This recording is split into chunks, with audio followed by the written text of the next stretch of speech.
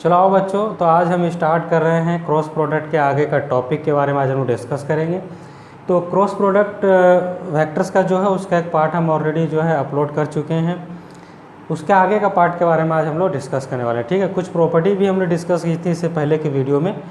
आओ आज हम आगे की प्रॉपर्टीज़ के बारे में बात करते हैं। Property number 2, for any two vectors A vector and B vector prove that minus of B vector cross A vector is equal to A vector cross B vector is equal to B vector cross minus of A vector. ठीक है, यानी कि इन तीनों का जो cross product है वो आपस में क्या इक्वल है, ऐसा हमको प्रूव करना है गाइस। ठीक है, चलो आओ बात करते हैं। देखो सबसे पहली बात आप ये समझिए, यहाँ माइनस ऑफ बी वेक्टर है, बी वेक्टर भी है, माइनस ऑफ बी वेक्टर है, ए वेक्टर है, माइनस ऑफ ए वेक्टर भी। यानी कि हमको जो वेक्टर्स लेने हैं उस वेक्टर का हमको नेगेटिव भी चाहिए। मतलब कि अगर आपने एक वेक्टर को डायरेक्शन मान के चले इधर है, उसका अपोजिट डायरेक्शन में वेक्टर को ड्रॉ करना पड़ेगा।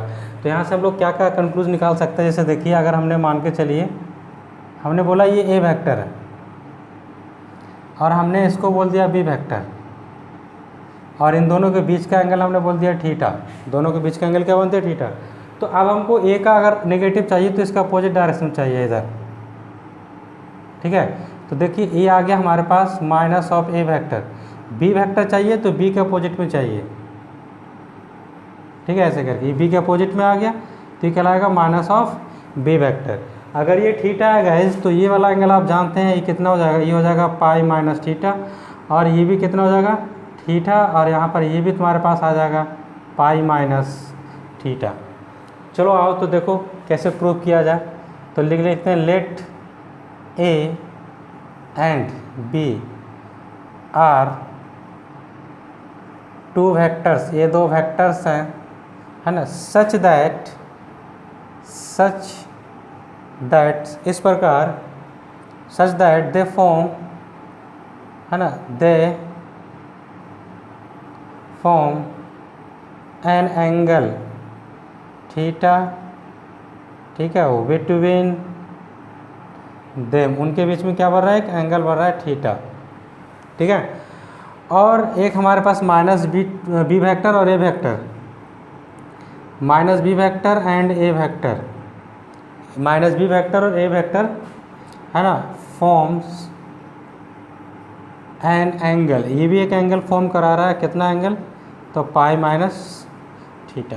ठीक है गाइस, ये बात आपको समझ में आई। और एक बात आप हमेशा याद रखें क्या, कि ए वेक्टर का क्रॉस बी वेक्टर के साथ किसके बराबर होता है, तो ए बी साइन थीटा। ठीक है, एन कैप के बराबर होता है। इस बात का रिजल्ट आपको पता होना चाहिए गाइस। ठीक है, चलो आओ तो हमारे पास राइट हैंडेड सिस्टम देखो क्या क्या बन रहा है। एक तो minus B vector A vector बनेगा जिसके बीच का एंगल क्या है, पाई माइनस थीटा। तो हम लोग बात करते हैं minus B vector A vector and n cap. ठीक है, form a right handed system. ठीक है, फॉर्म आ राइट हैंडेड, ठीक है, राइट हैंडेड सिस्टम। ये राइट हैंडेड सिस्टम फॉर्म कर रहा है। तो हमारे पास क्या वैल्यू आ जाएगा, minus of B vector cross A vector, ये बराबर आ जाएगा माइनस ऑफ बी वेक्टर का मैग्नीट्यूड ए वेक्टर का मैग्नीट्यूड, और यहाँ पर आ जाएगा साइन पाई माइनस थीटा, और टोटल ब्रैकेट के बाहर क्या आ जाएगा, एन कैप। और आप इसको क्या लिख सकते हो, बी वेक्टर का मैग्नीट्यूड। ठीक है, और यहाँ लिख सकते हो आप ए वेक्टर का मैग्नीट्यूड, और यहाँ पर आ जाएगा साइन थीटा, और यहाँ आ जाएगा N cap.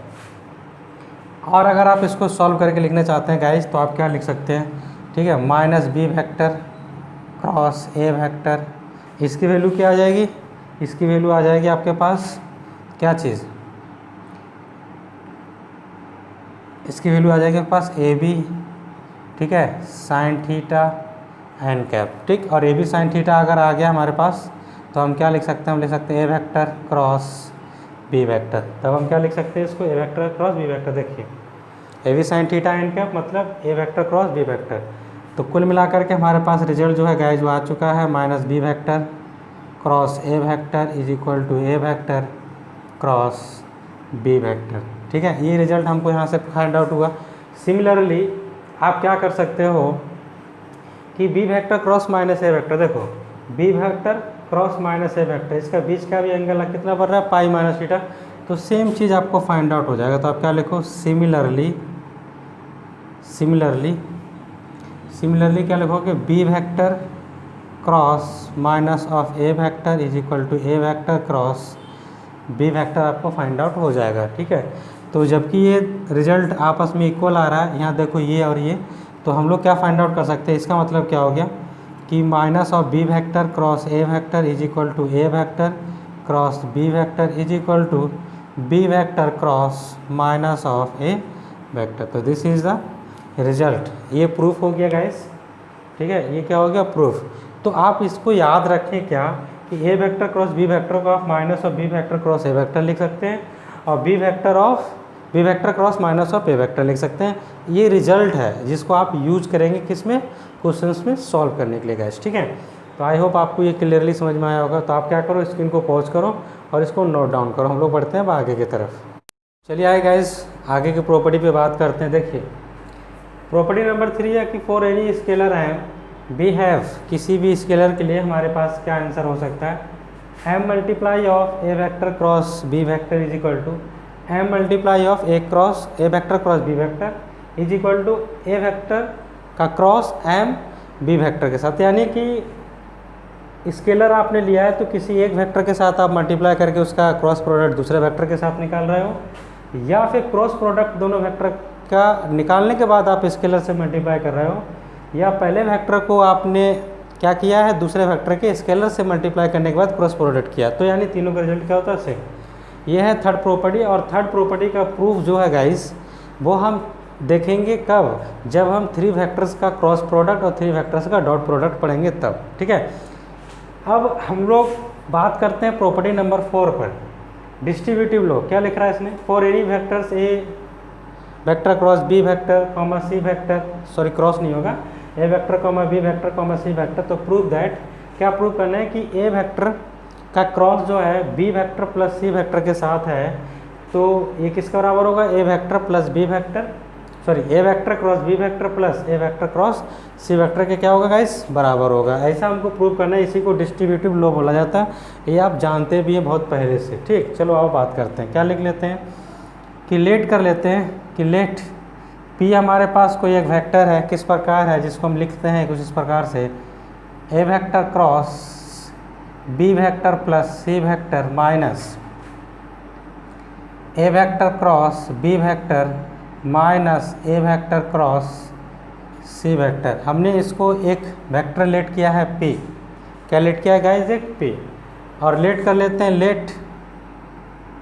Late R be an arbitrary,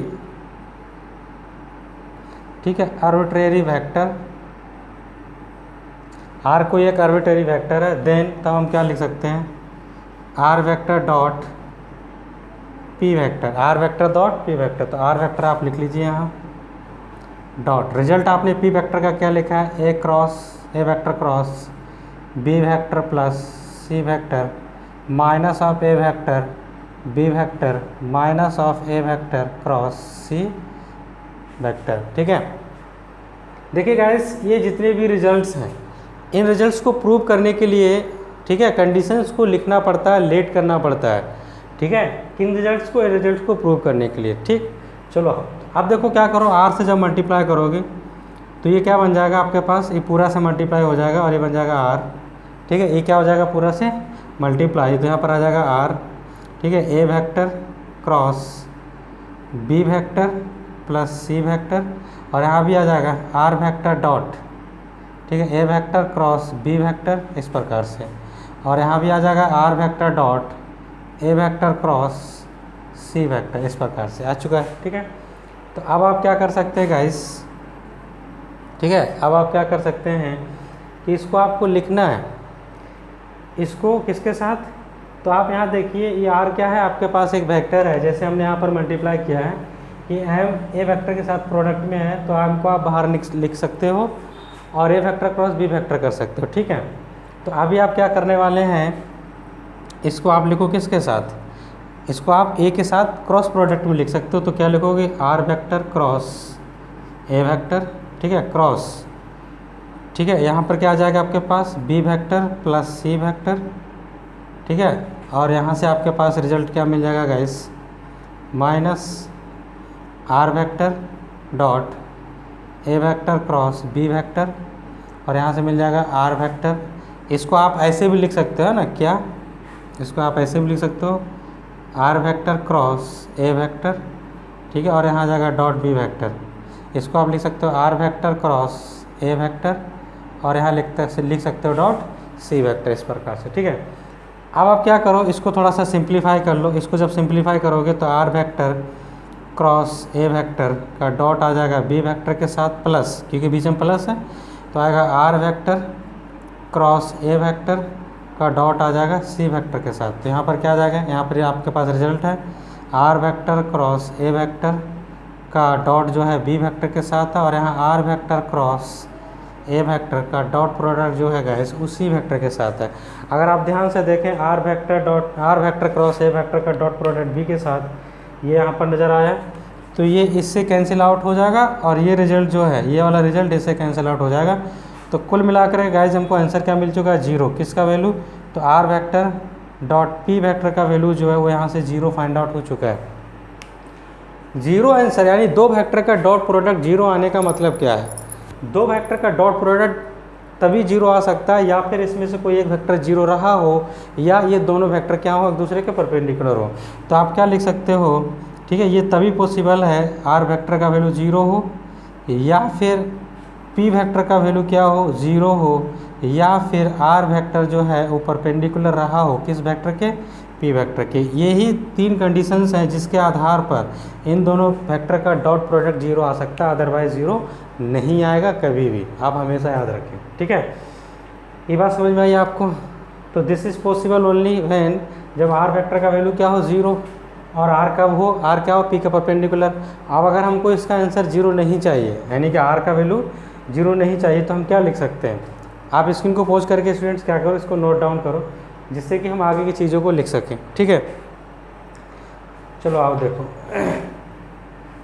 तो हम लोग क्या लिख सकते हैं यहाँ पर अब आगे, तो ये जो आर वेक्टर है, ठीक है, अगर आर वेक्टर का मैग्नीट्यूड जो है जीरो वेक्टर के बराबर ना हो, आर वेक्टर का मैग्नीट्यूड जो है वो जीरो वेक्टर के बराबर ना हो, और आर वेक्टर इज़ नॉट, है ना, परपेंडिकुलर टू पी वेक्टर, और आर जो है पी वेक्टर के परपेंडिकुलर भी ना हो, समझोगा, आर वेक्टर का मैग्नीट्यूड जीरो ना हो और आर वेक्टर जो है वो पी वेक्टर के परपेंडिकुलर भी ना हो, लेकिन इन दोनों का डॉट प्रोडक्ट क्या आ रहा है, ज़ीरो। फिर भी R vector dot P vector का डॉट प्रोडक्ट क्या है, ज़ीरो है, और अगर हम मान के चलें कि आर वेक्टर का जो मैग्नीट्यूड है जीरो नहीं है और आर वेक्टर पी वेक्टर का परपेंडिकुलर नहीं है, लेकिन उनके बावजूद भी इन दोनों का डॉट प्रोडक्ट जीरो है, तो ये तभी पॉसिबल है ना, ये तभी पॉसिबल है कब, जब पी वेक्टर का वैल्यू क्या हो, जीरो वेक्टर के बराबर हो, तभी पॉसिबल है। ये पी वेक्टर का वैल्यू जीरो वेक्टर के बराबर हो तभी पॉसिबल होगा कि दोनों का डॉट प्रोडक्ट क्या रहा हो, ज़ीरो हो। ठीक है, चलो आओ अब आगे की प्रोसेस को देखते हैं। तो पी वेक्टर का वैल्यू अगर जीरो हो जाएगा तो पी के लिए हम लोग लेट क्या किए थे, पी के लिए अगर आपको याद हो तो A vector cross B vector plus C vector minus A vector cross B vector, ठीक है, minus A vector cross C vector, ये हमने जो था पी के लिए लेट किया था, और इसकी वैल्यू क्या आ चुकी है हमारे पास, ज़ीरो। तो आप क्या करो, उसको उधर भेज दो, तो हमारे पास आंसर आ जाएगा A vector cross B vector plus C vector. ठीक है, जब माइनस वाला उधर जाएगा तो आंसर क्या आ जाएगा, A vector cross B vector plus, ठीक है, plus A vector cross C vector. तो ये रिजल्ट जो है गाइस वो आपके पास निकल करके आ चुका है। तो दिस इज़ द रिजल्ट जो हमने प्रूव किया था कम्यूटेटिव लॉ। ठीक है, आई होप आपको समझ में आया होगा। चलो ठीक है, तो आप क्या करो, इसको नोट डाउन कर लो, हम लोग बढ़ते हैं नेक्स्ट प्रॉपर्टी की तरफ। चलो आओ बात करते हैं प्रॉपर्टी नंबर 5। ठीक है, क्या प्रॉपर्टी है कि for any three vectors A vector B vector C vector prove that, क्या प्रूव करना है, ए वेक्टर का cross B vector minus C vector के साथ है, ए वेक्टर का cross B vector minus A vector cross C vector, ये result हमको जो है प्रूव करना है। ठीक, चलो आओ देखो, आपने अभी डिस्ट्रीब्यूटिव लॉ की प्रॉपर्टी देखी, प्रॉपर्टी नंबर 4। क्या प्रॉपर्टी थी अगर आपको याद हो तो? ए वेक्टर का क्रॉस किसके साथ? B vector plus C vector के साथ था। आंसर क्या आया था गैस? आंसर आया था A vector cross B vector plus A vector cross C vector. ये आपके पास रिजल्ट निकल के आया था। अभी इससे पहले जो प्रॉपर्टी नंबर देखी थी आपने कितनी? 4। प्रॉपर्टी नंबर 4 के अकॉर्डिंग ये आंसर निकल के आया था। ठीक, चलो अब हम, क्योंकि हमको वो प्रूव करना है तो उसको भी हम लोग बात करते हैं। तो हमारे पास रिजल्ट क्या दिया होगा? A vector cross B vector minus C vector, ये रिजल्ट दिया हुआ है। इसको आप लिख क्या सकते हो? इसको आप लिख सकते हो A vector cross B vector plus minus of C vector. ठीक है, इस प्रकार से इसको आप लिख सकते हो। तो आंसर क्या आ जाएगा आपके पास? आंसर आएगा ए वेक्टर क्रॉस, है ना, B vector using distributive law, है ना, by using distributive law, plus A vector cross minus of C vector. ठीक है, इस प्रकार से आप लिख सकते हो। तो यहाँ पर क्या आ जाएगा आपके पास? A vector cross B vector, ठीक है, यहाँ आ जाएगा minus A vector cross C vector. Minus कैसे आएगा इस? क्योंकि आप जानते हो A vector cross minus of C vector, ये किसके बराबर होगा? ये बराबर होगा ए वेक्टर ऑफ क्रॉस, है ना, माइनस ऑफ सी वेक्टर। इस प्रकार से यहाँ पर हमने कौन सा लॉ लगाया है? Distributive law. आप लिख लेंगे डिस्ट्रीब्यूटिव लॉ। तो ये जो रिजल्ट है गाइस वो प्रूफ हो चुका है। A vector cross B vector minus C vector. तो दिस इज़ द रिजल्ट जो यहाँ पर प्रूफ हो चुका है। किसकी हेल्प से? तो दो प्रॉपर्टीज़ की हेल्प से पढ़े प्रूफ किया है इसको। एक तो डिस्ट्रीब्यूटिव लॉ लगाया और दूसरा प्रॉपर्टी जो हमने पहले ऑलरेडी प्रॉपर्टी नंबर 2 में बात किए थे, उस प्रॉपर्टी का हमने जो है यहाँ पर यूज़ किया गाइस। ठीक है, तो आई होप आपको ये प्रॉपर्टी समझ में आया होगा। अब तो कोई डाउट इसमें नहीं रहा होगा। चलो आओ बात करते हैं प्रॉपर्टी नंबर 6 देन 7, फिर हम लोग क्वेश्चंस की तरफ बढ़ते हैं। चलो आइए दोस्तों बात करते हैं हम लोग प्रॉपर्टी नंबर 6 क्रॉस प्रोडक्ट की। क्या है कि prove that two non zero vectors, दो नॉन जीरो वेक्टर्स हैं A vector and B vector are parallel और कोलिनियर, आर पैरेलल और collinear if and only if. ये पैरेलल कोलिनियर कब होगा? जब A vector cross B vector की value क्या होगा इस? 0। ए वेक्टर और बी वेक्टर की वैल्यू क्या होगा इस? 0। ठीक है, चलो आओ बात करते हैं। क्या बोल के रखा है इसने? दो वेक्टर्स हैं, दोनों दोनों नॉन जीरो हैं। तो देखो जब इसकी प्रूफ के बारे में बात करेंगे ठीक है, जब हम इसका प्रूफ के बारे में बात करेंगे तो क्या लिखेंगे? Let A vector not equal to 0 and B vector not equal to 0। A vector B vector क्या है? Not equal to 0। A vector and B vector are not equal to 0। ठीक है, अब उसके बाद क्या करो? लेट कर लो and theta be the angle between them.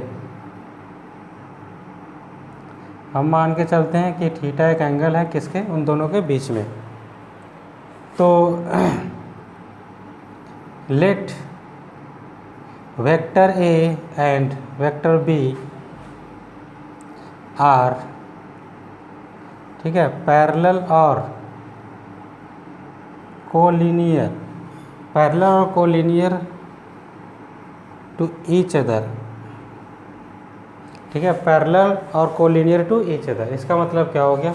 इसका मतलब साफ साफ है गाइस, थीटा या तो 0 होगा, थीटा या तो पाई होगा, थीटा या तो 0 होगा, थीटा या तो पाई होगा। तो इसका मतलब क्या हो गया कि साइन थीटा तुमको क्या मिलने वाला है? 0। दिस इम्प्लाई दैट कि A vector cross B vector का जो वैल्यू है, A vector cross B vector का वैल्यू जो है वो आ जाएगा ए बी साइन थीटा।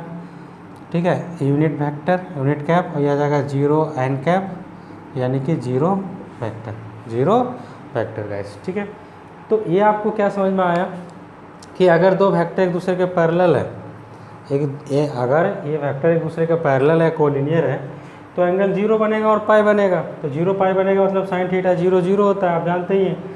तो इन दोनों का क्रॉस प्रोडक्ट ये आ गया।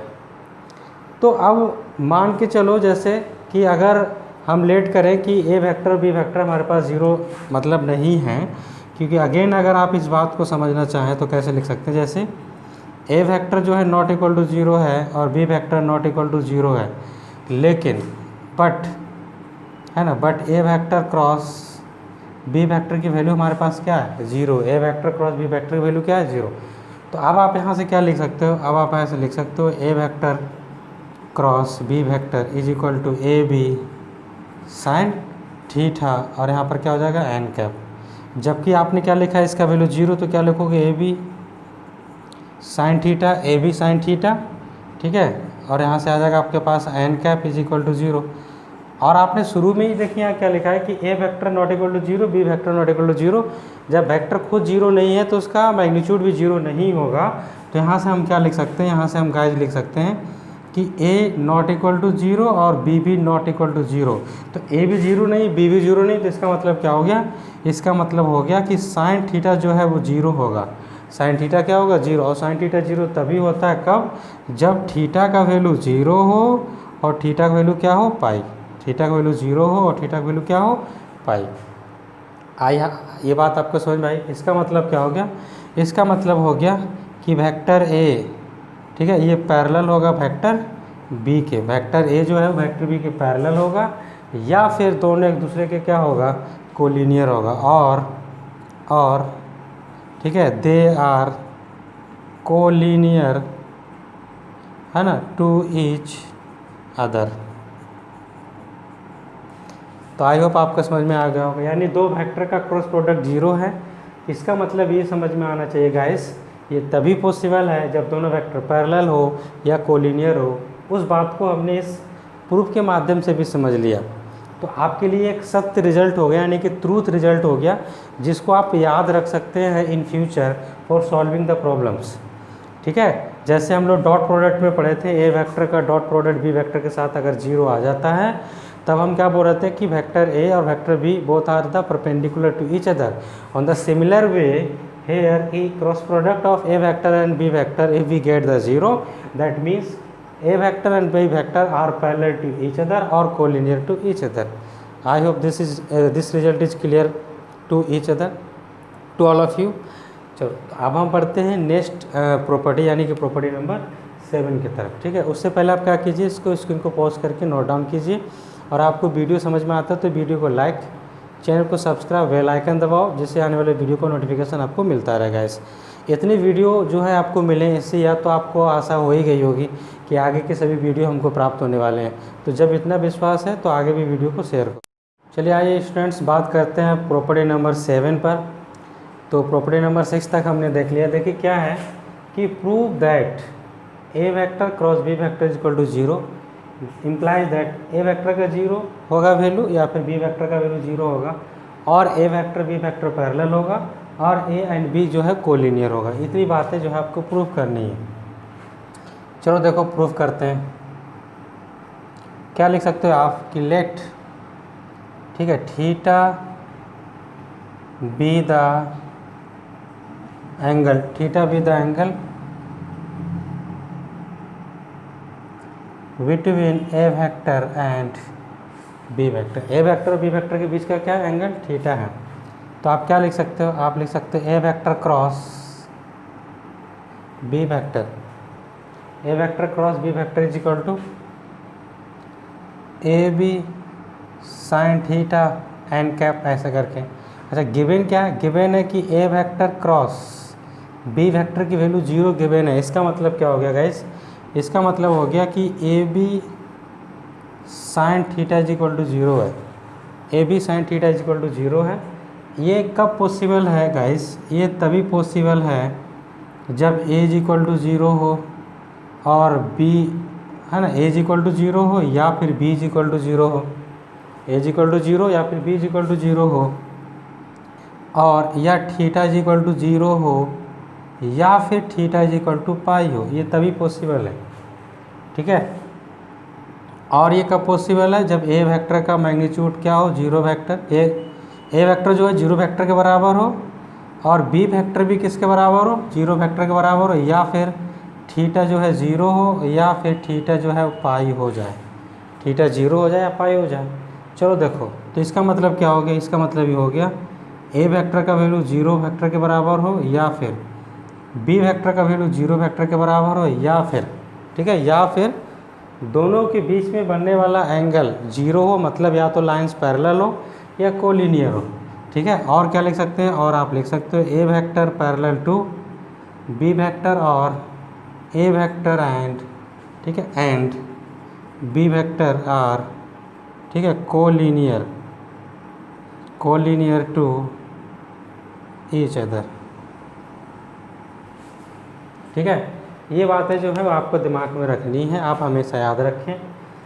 या तो ए वेक्टर का वैल्यू 0 या बी वेक्टर का वैल्यू 0, दोनों पैरेलल या फिर दोनों कोलिनियर हो गए एक दूसरे के, तभी जो है उन दोनों का क्रॉस प्रोडक्ट क्या होगा, हमेशा 0। इतनी बातें, इसका रिजल्ट जो हम लोग यूज करेंगे एग्जाम, जब हम क्वेश्चंस बनाएंगे तब हम इन प्रॉपर्टीज़ का रिजल्ट को जो है यूज करेंगे गाइस। ठीक है, चलो आओ एक और प्रॉपर्टी बचती है, प्रॉपर्टी नंबर 7 तो है, उसको भी हम लोग बात कर लेते हैं, देन हम लोग डिस्कस करेंगे और बहुत सारे पॉइंट्स। ठीक है, चलो अब बात करते हैं प्रॉपर्टी नंबर 8 क्या लिखा हुआ, so that A vector cross B vector is equal to A vector cross C vector. तो डज नॉट इम्प्लाई दैट कि B vector is equal to C, ये बोल रहा है अगर A vector is equal to A vector cross B vector is equal to A vector cross C vector लिखा हुआ है, इसका मतलब ये हमेशा नहीं होगा कि बी वेक्टर जो है सी वेक्टर के बराबर हो जाए। क्यों? क्योंकि ए तो दोनों में कॉमन है, कोई बोला ए से कट कर दो तो बी बराबर सी वेक्टर, बी वेक्टर बराबर सी वेक्टर, ये हमेशा ट्रू नहीं होगा। ठीक है, चलो आप कैसे ट्रू नहीं होगा, इसी बात को समझने के लिए हम लोग जो है कुछ इसमें सॉल्यूशन करते हैं। क्या दिया हुआ इसने, A vector cross B vector is equal to A vector cross C vector है। आप थोड़ा सा इसको इधर लेके आ जाइए, तो ये हो जाएगा A vector cross B vector minus A vector cross C vector is equal to क्या आ गया, 0। इसमें से ए वेक्टर का आप कॉमन निकालो तो आंसर आएगा ए वेक्टर क्रॉस, है ना, B vector minus C vector. अब गाइस देखो यहाँ से एक चीज़, दो वेक्टर का यानी कि ये पूरा की पूरा रिजल्टेंट जब निकलेगा वो भी एक वेक्टर ही होगा। दो वेक्टर का क्रॉस प्रोडक्ट 0 कब आता है, या तो दोनों पैरेलल हो, या तो दोनों पैरेलल हो, या दोनों कोलिनियर हो, समझ में आई बात, या फिर इसका वैल्यू 0 हो या फिर इसका वैल्यू 0 हो। तो हम इसको क्या लिख सकते हैं, this implies that A vector is equal to 0, ठीक है, या फिर B minus C vector is equal to 0। ठीक है, और क्या लिख सकते हो, और आप लिख सकते हो कि ए वेक्टर जो है वो पैरेलल है B vector minus C vector के, ये तभी 0 आएगा। इतनी कंडीशंस हो सकती हैं तब ये 0 आएगा गाइस। और आप क्या लिख सकते हो, इसको सॉल्व करोगे तो A vector is equal to 0 और B vector is equal to C vector, और आप क्या लिख सकते हो, ए वेक्टर है ना parallel to the B vector minus C vector. तो अब देखिए गाइस, ये जो रिजल्ट था, इस रिजल्ट से हमको क्या क्या मिला, हो सकता है कि ए वेक्टर का वैल्यू 0 हो तब ये दोनों आपस में इक्वल आया हो, या हो सकता है बी वेक्टर जो है सी वेक्टर के बराबर हो तब दोनों का रिजल्ट आपस में इक्वल हो, या हो सकता है ए वेक्टर जो है वो बी माइनस सी वेक्टर के क्या है पैरेलल। यानी कि 3 कंडीशंस में से कोई भी कंडीशंस हो सकती है, तब ये जाकर के रिजल्ट क्या होगा, ट्रू होगा। तो आप जो बात यहाँ लिखी थी कि ये डज नॉट इम्प्लाई दैट कि B vector is equal to C, यहाँ से ये बात सत्य हो गई कि ये ऐसा लिखा हुआ है कि A vector cross B vector is equal to A vector cross C vector अगर है तो इसका मतलब बी वेक्टर जो है उसी वेक्टर के बराबर नहीं होगा, ऐसा आप समझें। कुछ भी हो सकता है ना इसमें से 3 कंडीशंस, तो आप समझ गए इस बात को। हाँ, तो दिस इम्प्लाइज दैट, ठीक है, कि डज नॉट ठीक है, डज नॉट इम्प्लाई दैट कि बी वेक्टर जो है उसी वेक्टर के क्या हो बराबर होगा इस। तो आई होप आपको ये समझ में आ गया। ठीक है, चलो अब हम बात करेंगे area of parallelogram, area of the triangle, area of the quadrilateral in the form of vector. ठीक है, उस टॉपिक्स के बारे में अभी हम लोग बात करेंगे। चलो आओ, इसको आप क्या करो, स्क्रीन को पॉज करके नोट डाउन कर लो। चलिए आइए दोस्तों, अब बात करते हैं आगे के टॉपिक्स पर। क्या टॉपिक्स है हमारा आगे का टॉपिक है एरिया ऑफ पैरेललोग्राम, देन बात करेंगे एरिया ऑफ द ट्रायंगल। तो सबसे पहला थ्योरम जो है कि 2 adjacent sides of a parallelogram are represented by A vector and B vector, यानी कि पैरेललोग्राम की 2 एडजेसेंट साइड दी हुई है इसने, ए वेक्टर और बी वेक्टर रिस्पेक्टिवली। तो prove that area of the triangle area of the parallelogram क्या है, A vector cross B vector का मैग्नीट्यूड। ठीक है, ये हमको प्रूव करना है गाइस। चलो आओ क्या करते हैं, एक पैरेललोग्राम सबसे पहले बना लेते हैं। सबसे पहले आप एक पैरेललोग्राम को ड्रॉ कर लो, ठीक है। ये हो गया एक पैरेललोग्राम, अगर आप देख पा रहे हो तो ये एक पैरेललोग्राम है। इसका नाम आप लिख सकते हैं A B C and D. ये हो गया एक पैरेललोग्राम। तो क्या लिख सकते हो आप कि let A B C D क्या है, एक पैरेललोग्राम है, ठीक है। तो इस वेक्टर का नाम जो है हमने दे रखा है ए, और इस साइड का वेक्टर का नाम हमने दे रखा है बी। तो हम क्या लिख सकते हैं, हम लिख सकते हैं कि A B vector is equal to A vector और A D vector is equal to B vector, ठीक है। और हम मान लेते हैं कि theta be the angle between, और लिख लेते हैं थीटा इज द एंगल, ठीक है, बिटवीन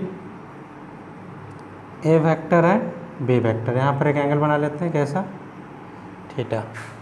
उसके बाद क्या करो, ज्वाइन कर दो।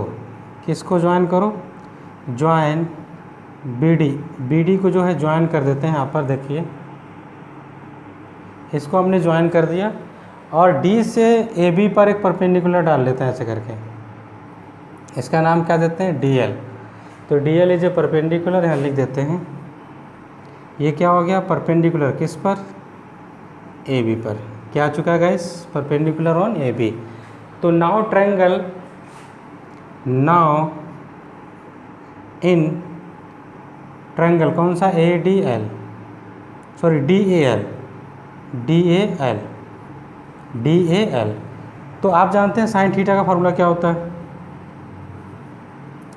P by H. तो ये हो जाएगा डी एल पी, और एच हो जाएगा हमारे पास ए डी। तो ये हो गया हमारे पास साइन थीटा, और डी एल और ए डी मतलब बी वेक्टर, या फिर आप बी लिख सकते हो, सिंपल मैग्नीट्यूड। तो आप यहाँ से अगर डी एल की वैल्यू अगर आप बात करें, डी एल बराबर बात करें, तो आपको यहाँ से मिल जाएगा बी साइन थीटा। क्या मिल चुका है गाइस, बी साइन थीटा, यानी कि हाइट मिल चुका है। तो area of the triangle A D B, area of triangle A D B किसके बराबर आ जाएगा, 1/2 हाइट मल्टीप्लाई बेस। हाइट पहले बेस मल्टीप्लाई हाइट, तो बेस क्या है आपके पास ए, और हाइट क्या है आपके पास बी साइन थीटा। तो यहाँ लिखो बी साइन थीटा। तो कुल मिलाकर के आंसर आ गया आपके पास, क्या आंसर आ गया guys, 1/2 A B sine theta, 1/2 A B sine theta. और 1/2 ए बी साइन थीटा का मतलब क्या हो गया guys, 1/2 A B sine theta का मतलब हो गया A vector cross B vector का मैग्नीट्यूड, ऐसे करके।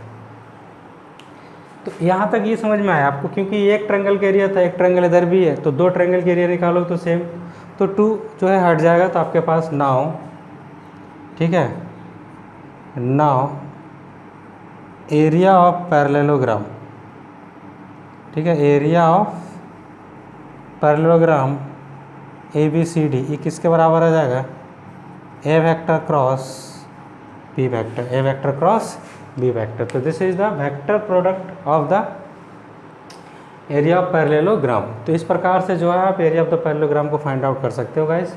तो सबसे पहले आपको क्या करना होगा, A vector cross B vector निकालना होगा, देन उसका मैग्नीट्यूड आपको कैलकुलेट करना होगा, तब जाकर के आपका आंसर फाइंड आउट होगा गाइस, ठीक है। तो आई होप आपको ये समझ में आया होगा। तो आप क्या करो, इसको नोट डाउन कर लो, स्क्रीन को पॉज करके। चलिए गाइस बात करते हैं अब हम लोग area of quadrilateral. Area of triangle को हमने यहाँ स्किप किया है, क्यों स्किप किया उसका कारण बताते हैं। क्योंकि एरिया ऑफ द ट्रायंगल हम आपको इंडिविजुअली बता चुके हैं, कैसे कि जब हम बात कर रहे थे एरिया ऑफ पैरेललोग्राम की, तो एरिया ऑफ द पैरेललोग्राम को निकालने के लिए हम लोग किसका पहले एरिया निकाले थे, एरिया ऑफ द ट्रायंगल। तो ऑन द सेम वे है ना, we individually calculate the area of the triangle in the vector form, है ना, as we calculate the area of the triangle when we prove the area of the parallelogram in the vector form. तो same उसी प्रकार से आप जो है calculate कर सकते हैं, इसलिए मैंने उसको स्किप किया, क्योंकि एक ही चीज़ को 2 बार पढ़ना टाइम कंज्यूमिंग है, ठीक है। चलो आओ हम बात करते हैं एरिया ऑफ द क्वाड्रिलेटरल। तो एक क्वाड्रिलेटरल बना लेते हैं, जैसे मान के चलो इसको आपको क्या करना है, प्रूव करना है। क्या प्रूव करना है, बोल रहा है कि prove that the area of the quadrilateral ABCD किसके साथ, विथ डायगोनल्स AC और BD के साथ प्रूव करना है। तो 1/2 AC का क्रॉस प्रोडक्ट BD के साथ। तो आप क्या करो, एक क्वाड्रिलेटर बना लो, जैसे क्वाड्रिलेटरल है, ठीक है, अगर आप देख सकें तो ये हो गया क्वाड्रिलेटरल ABC एंड D इस प्रकार से।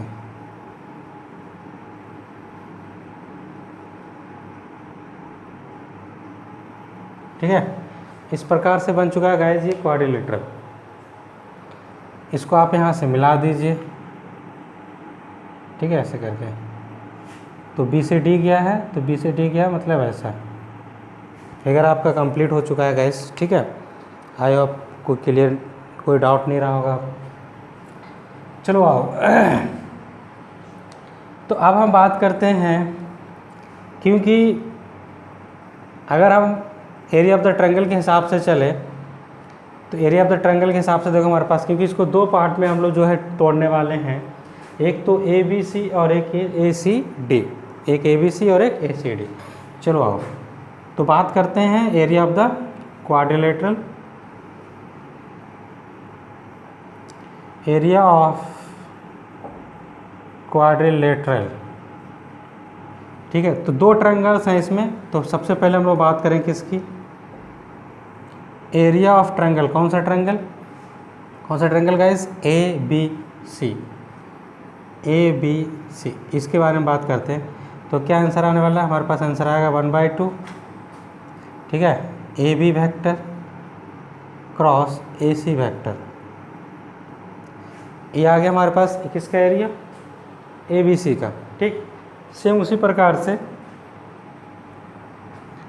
कौन सा एरिया, तो area of triangle ACD, ACD, इसका आंसर भी क्या आएगा गाइस, इसका भी आंसर आएगा 1/2 AC वेक्टर और यहाँ आ जाएगा AD वेक्टर। इन दोनों की एरिया को अगर हम ऐड कर दें तो हमारे पास क्या बन जाएगा, क्वाड्रिलेटरल बन जाएगा। तो देखो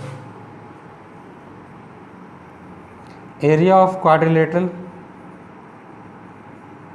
ठीक है, एरिया ऑफ क्वाड्रिलेटरल ABCD किसके बराबर आएगा, तो दोनों की एरिया को ऐड करो, तो 1/2 AB vector cross AC vector plus 1/2, ठीक है, AC vector cross AD vector. ये रिजल्ट आपको मिल चुका है गाइस।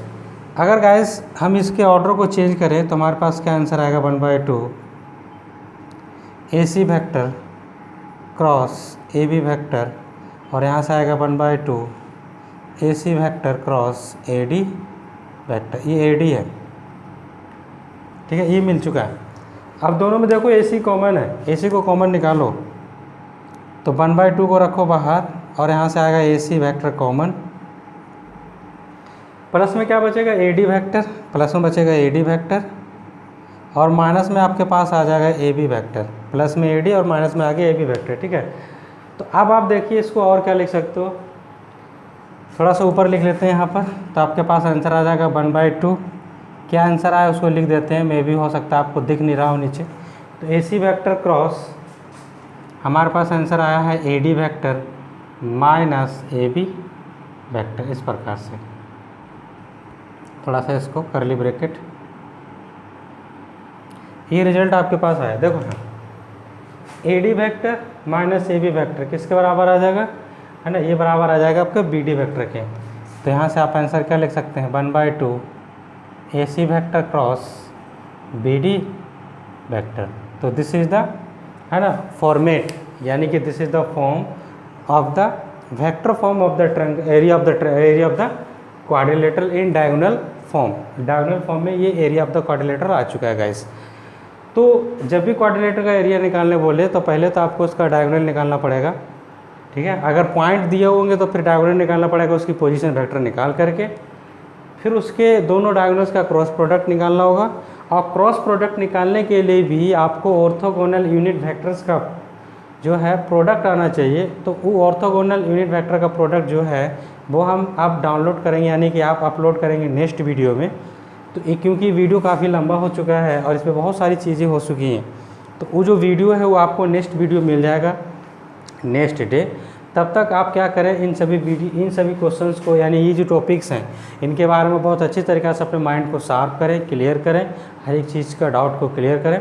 ठीक है, तो अगर आपको वीडियो समझ में आया तो वीडियो को लाइक, चैनल को सब्सक्राइब और वीडियो को शेयर करो। ठीक है, ज़्यादा से ज़्यादा अपने फेसबुक आईडी के द्वारा जो है उसको शेयर करो, जिससे कि ज़्यादा लोगों तक ये पहुंच सके। ठीक, चलो मिलते हैं नए वीडियो में नए कंसेप्ट के साथ, यानी कि नए टॉपिक के साथ। तब तक के लिए